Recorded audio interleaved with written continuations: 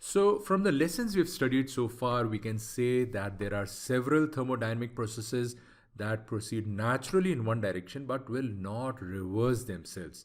Now, the most common one is heat flow from a hot to a cold body, where we never see the reverse happening.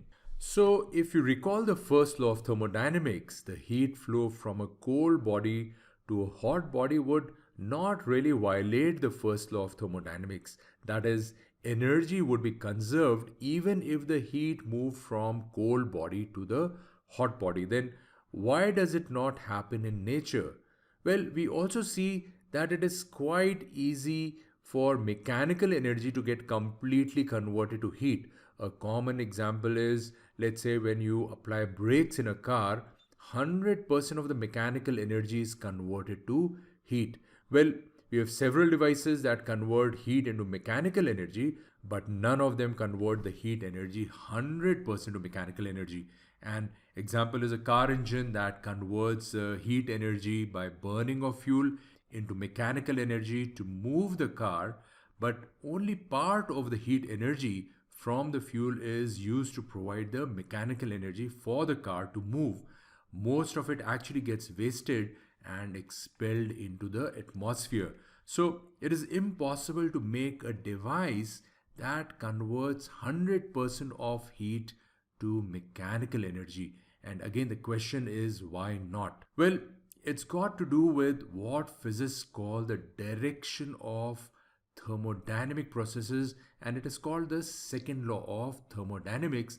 And as we move ahead, we'll get more clarity on what is the second law of thermodynamics, and we'll also see that this is probably one of the rare laws that can be stated in several ways, entropy being one of the ways of stating it. So let us study what the direction of thermodynamic process really means. Now, all thermodynamic processes that you see in nature are irreversible, or in other words, these processes proceed in one direction only. As an example that I've stated earlier, the flow of heat from a hot body to a cold body is irreversible. So is the free expansion of a gas that we have studied in earlier lessons. Now, sliding your mobile phone or your book across the table is also an irreversible process that converts mechanical energy into heat due to friction. I mean, no one has ever observed a mobile phone sliding in the reverse and cooling down itself and the table. So it's not a reversible process as such. Or take a tire of a car getting deflated. By no stretch of imagination can you think of air from the atmosphere gushing into a deflated tire. Well, despite what we have said about every natural process being irreversible, there are some processes that could be termed reversible, and we would normally say that these are idealized processes, and we say that a system that can exhibit such an idealized reversible process will be almost in thermodynamic equilibrium. So this means that if you change the state of the system, then any change that happens can be reversed by making some small changes that would be infinitesimal in nature to the setup. Now, the simplest example is that we can reverse the direction of heat flow between two bodies if the temperature difference is very small, and this can be done by making a very small change in temperature of either body. So the outcome of what I just explained is that all reversible processes should necessarily be in thermodynamic equilibrium. But then one can say that if a system is really in thermodynamic equilibrium, how can change of state take place? In other words, heat should not flow into or out of a system if the temperature is the same across.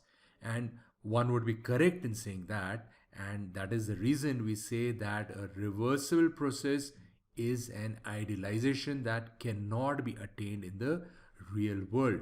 But by making the temperature difference very small, we can make the system hover around the equilibrium state and in turn make the process almost reversible. And the moment the temperature difference becomes measurably large, the process becomes irreversible.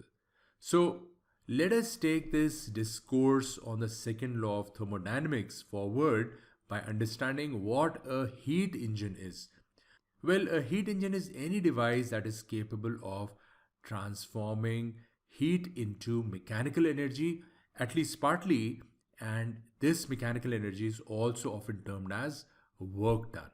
In reality, what happens is that some matter inside the engine undergoes inflow and outflow of heat, and as a result, expansion and compression. Now, this substance is termed as the working substance of the engine. And if you take, let us say, an internal combustion engine like the one you find in cars, the working substance would be the fuel and air mixture.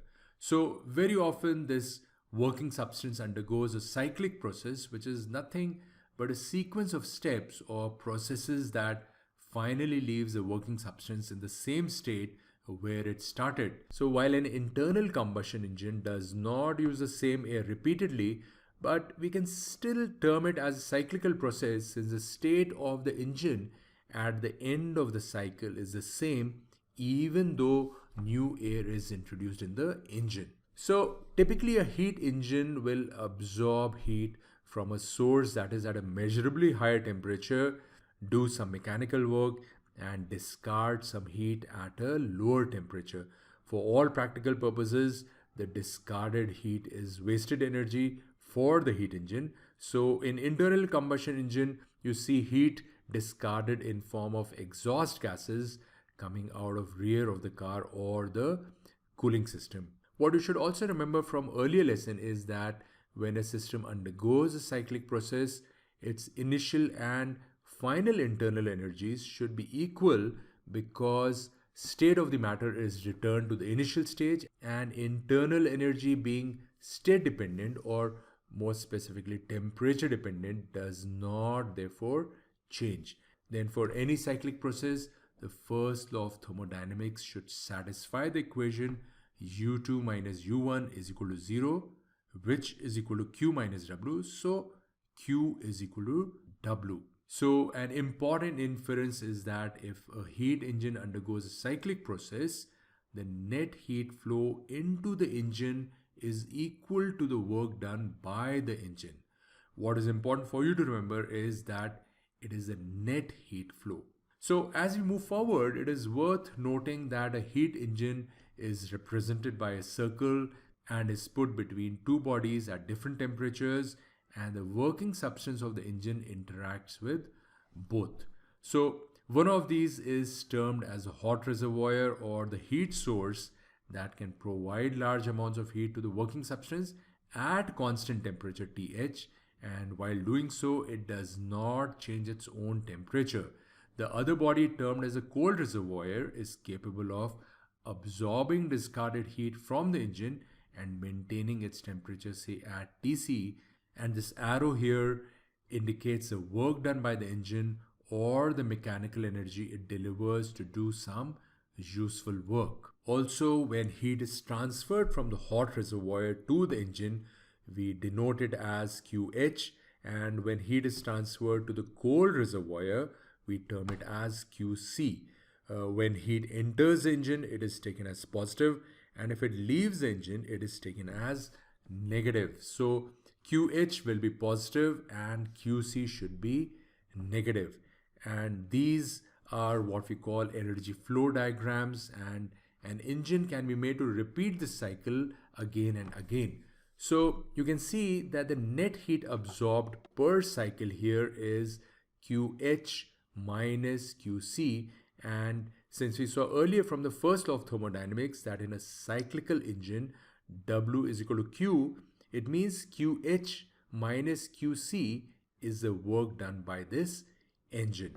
Now, needless to say, we would be happy if we could convert the entire heat input into work, which would mean QC is equal to 0 and therefore W is equal to QH. But in real life, this does not happen because QC is never 0. And therefore, every engine has an efficiency measure, which is E is equal to W upon QH.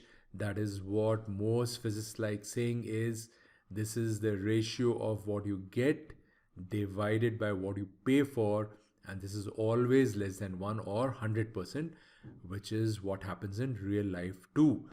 And we can also write this as QH minus QC upon QH, which is equal to 1 minus QC upon QH. So if you like this video, go ahead and give it a thumbs up, and please do not forget to subscribe to this channel for many more interesting videos.